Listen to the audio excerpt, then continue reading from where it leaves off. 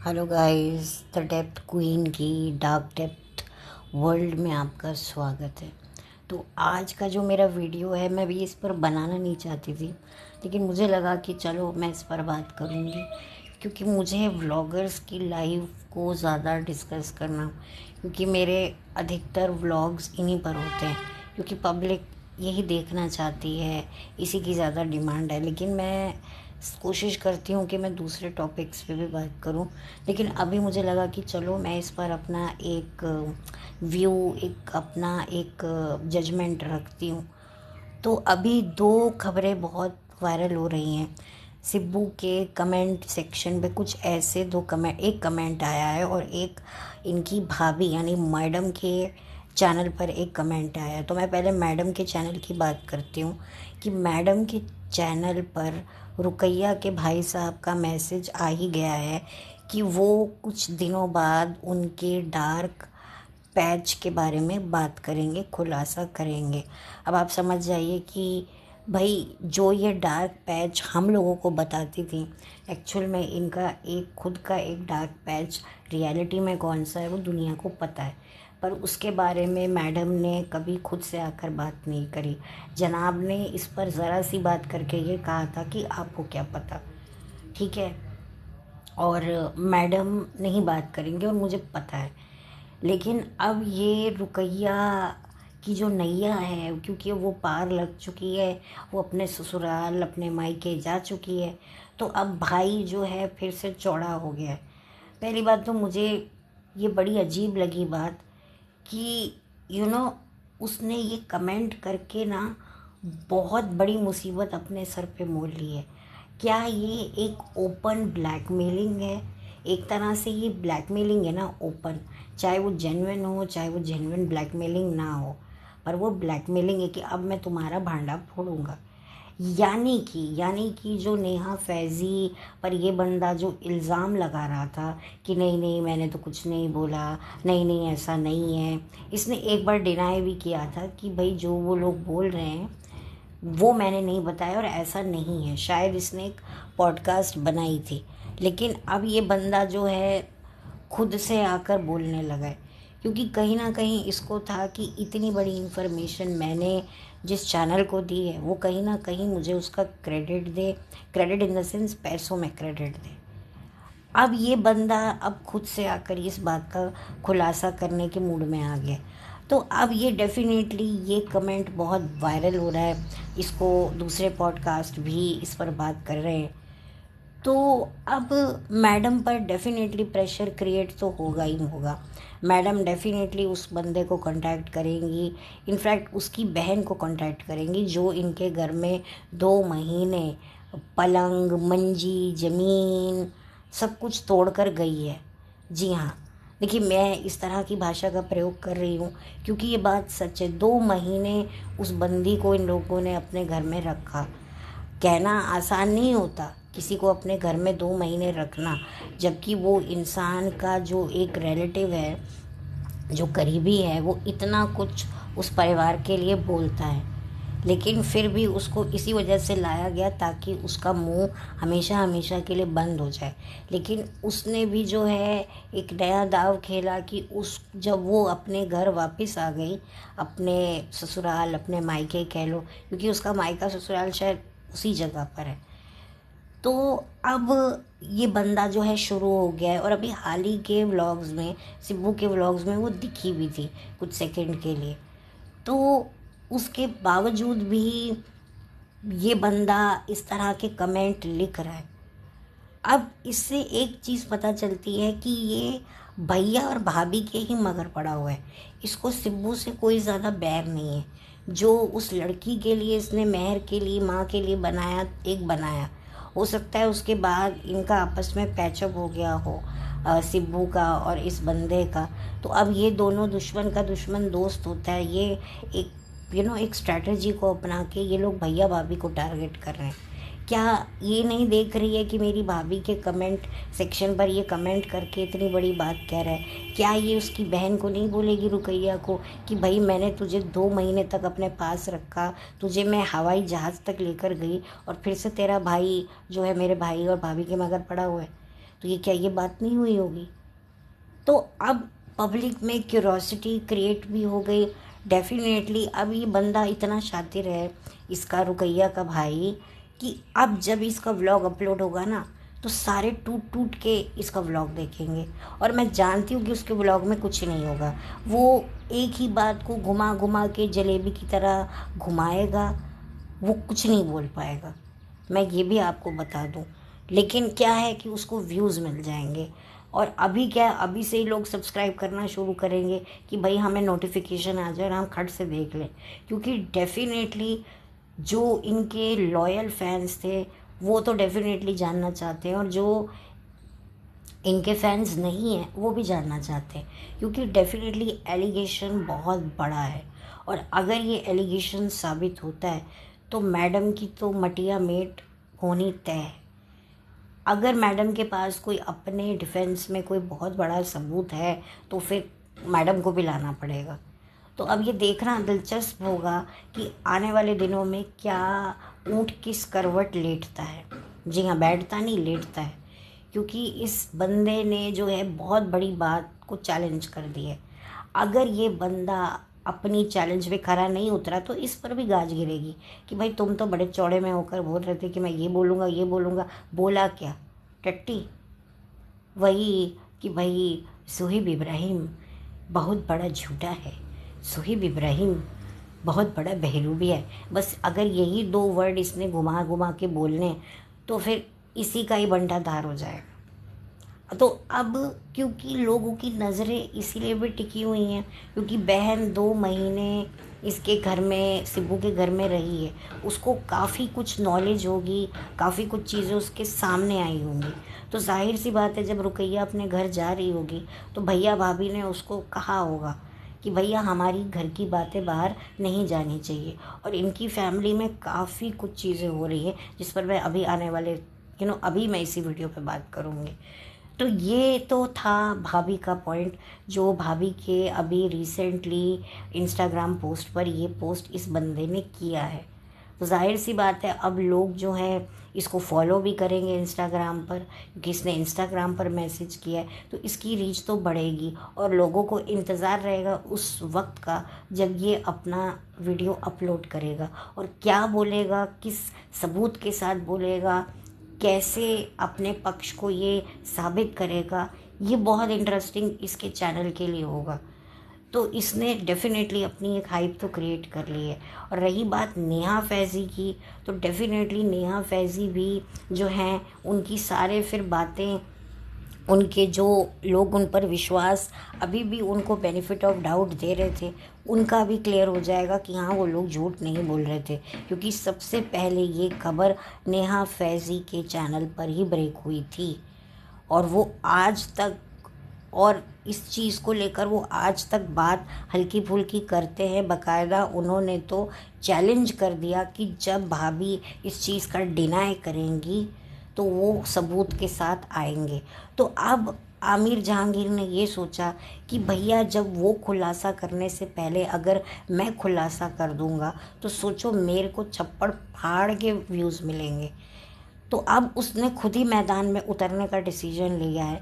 अगर उसने मैदान में उतरने का डिसीजन लिया है तो वो कैसे उतरेगा, तरीके से उतरेगा, तभी उसके उतरने का एक अगर वो एक अच्छे तरीके से उतरेगा तो उसी का फ़ायदा होगा, लोगों को उस पर ट्रस्ट बढ़ेगा।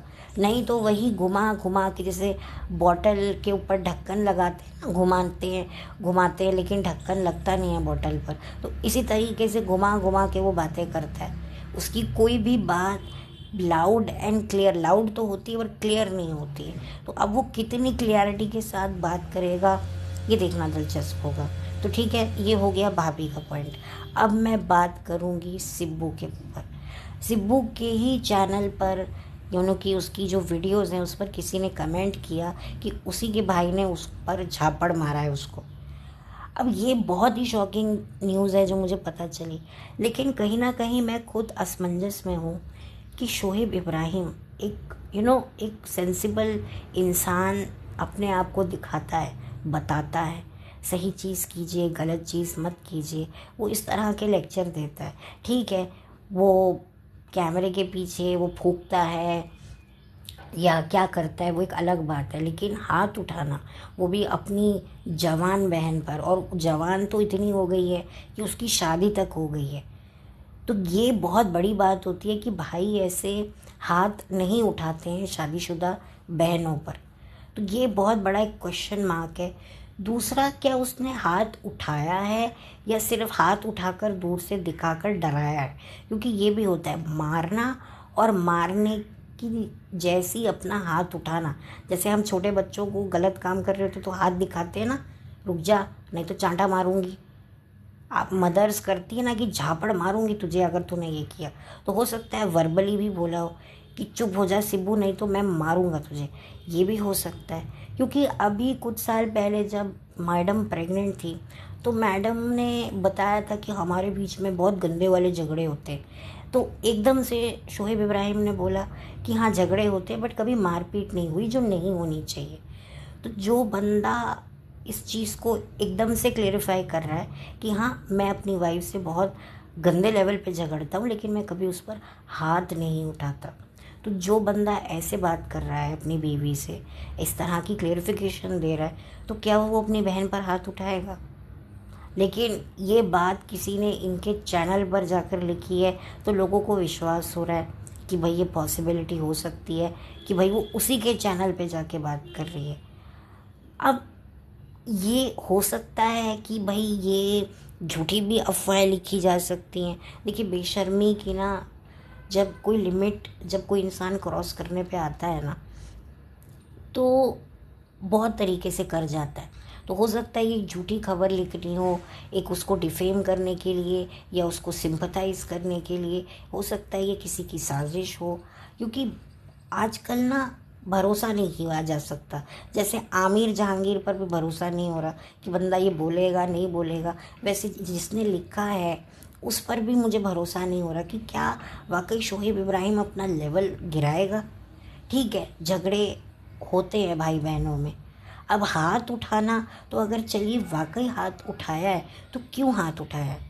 क्या सिब्बू ने कोई ऐसी वाहियात बात कर दी जिससे भाई को इतना गुस्सा आया कि उसने हाथ उठा दिया? क्योंकि मर्दों का जो एक होता है ना, एक पॉइंट होता है, जिस पॉइंट को औरत दबाती है ना फिर उनसे कंट्रोल नहीं होता, फिर वो उन पर हाथ उठा देते हैं।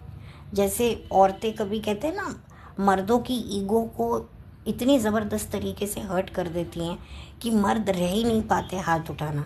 अब वो ईगो पॉजिटिव भी हो सकती है नेगेटिव भी हो सकती है। जैसे फॉर एग्ज़ाम्पल कोई मर्द बिजनेस में बहुत बड़ा लॉस लेके आया करके आया, तो उस कई बीवियां जो होती हैं ना उनमें इतनी सेंसिबिलिटी नहीं होती, वो पतियों को ही दोष देती हैं। मैं तो पहले ही कहती थी तुम्हें ये नहीं आता, तुम वो नहीं करते, ऐसा है वैसा है, तुमने कर दिया ना नुकसान, क्या होगा ये होगा।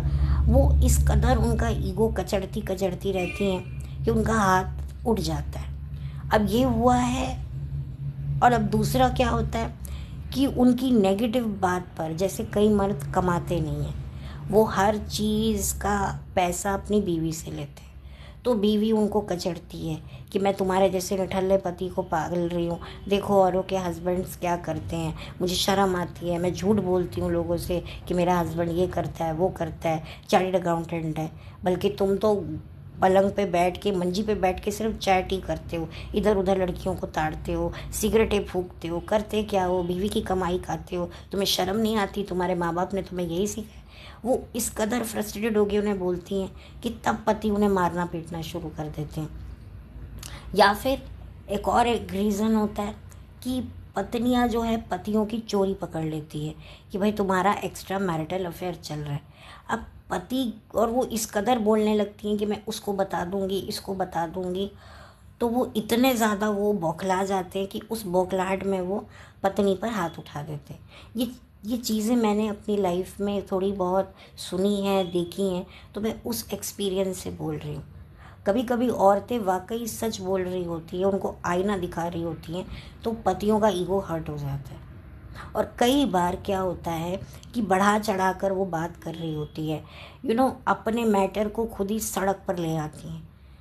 मैटर बंद कमरे में सॉल्व हो सकते हैं, बट जान कर कि पति को मैं थोड़ा डराऊंगी, मैं ये करूंगी, मैंने देखा है लड़कियां सड़क पे ही शुरू हो जाती हैं, चीखना लड़ना वो इतनी ज़्यादा हो जाती हैं। ठीक है, उनकी कहीं ना कहीं नाराज़गी जायज़ भी होती है, लेकिन वो क्या है, इतनी ज़्यादा वो हो जाती हैं कि अब हम इस मर्द को छोड़ेंगे नहीं, अब मैं इसकी इज्जत को नीलाम करूँगी, इसको बताऊँगी कि ये है क्या, इसके वीक पॉइंट्स को मैं पब्लिक में लेके आऊँगी।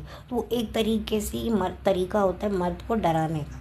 तो वो इस कदर बोलती है कि मन करता है पति का चुप हो जा, चल अंदर, ये भी हो जाता है। तो अब इसमें से सिप्पू ने ऐसा क्या बोला है वो देखना बड़ा ही कॉम्प्लिकेटेड है, वो समझना बड़ा कॉम्प्लिकेटेड है। क्योंकि डेफिनेटली हो सकता है उसने भाभी पर कोई कमेंट किया हो तो भाई को भाई गुस्सा आया होगा, भाई मेरी बीवी है, मेरे बच्चे की माँ है, तू कैसे बोल सकती है, तू क्या है। तो कुछ ना कुछ तो ऐसी बातें हुई होंगी, क्योंकि कहा जाता है कि भाभी भी वहाँ मौजूद थी, तो वो अपने हस्बैंड को डिफेंड कर रही थी। तो हो सकता है डिफेंड करने के चक्कर में उसने भाभी के बारे में कुछ बोला हो, या हो सकता है उसने अपने पति को अपने भाई से बेहतर बता दिया हो।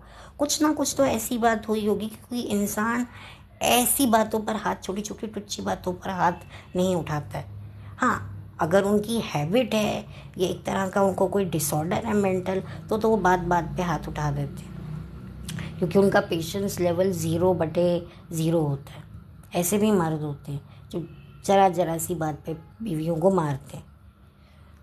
लेकिन ये भी देखना दिलचस्प है, ये भी सोचना भी बड़ा अजीब लगता है मुझे कि अगर हाथ उठाया है, उसके बाद ये भाई भाभी के घर भी गई है, बर्थडे भी हुआ है, तो अगर हाथ उठाया होता तो कोई भी बहन ऐसे नहीं जाती, और वो भी शादीशुदा बहन, कि भाई मेरे भाई ने हाथ उठा दिया, इतनी बड़ी बात हो गई, शादीशुदा बहन पर हाथ उठाया है, वो उसी वक्त अपना सामान बांधती और निकल जाती।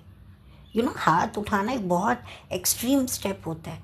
जब पहली बार पति अपनी बीवी पे हाथ उठाता है ना, औरत हिल जाती है कि यही सोचकर मैंने शादी की थी। वो एकदम से ना ऐसे फील करती है जैसे कि मतलब किसी ने पता नहीं उसका बिन छुए, मतलब कहते हैं ना, मैं क्या बोलूँ, उसकी पूरी लाइफ ही बड़ी वो हो जाती है, वो एकदम शॉक में चली जाती है, जैसे खड़े खड़े वो कोमा में चली जाती है कि भाई जिससे मैंने इतना प्यार किया, जिसके लिए मैं इतना सब कुछ छोड़ छाड़ के आई, मैंने इतने लोगों का दिल दुखाया, वो पति, वो मर्द जिसके लिए मैंने इतने सपने सजाए कि मैं जीवन भर उसकी बाहों में रहूँगी। कई औरतें तो ये भी कहती हैं कि भाई हमारी पति की बाहों में दम निकले, हम सुहागन इस दुनिया से जाएं।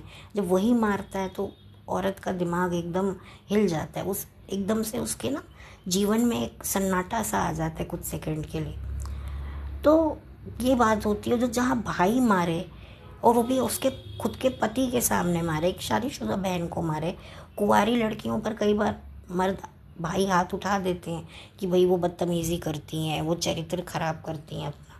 लेकिन यहाँ पर तो मतलब भाई शादी हो गई है, उसके बावजूद भी जवान बहन पर उसके पति के सामने, अब डेफिनेटली केसरिया ने भी स्टैंड लिया होगा, नहीं लिया होगा, क्या हुआ होगा ये तो मुझे नहीं पता, बट अनफॉर्चुनेटली अगर ऐसा हुआ है तो वो बहुत बुरा हुआ है।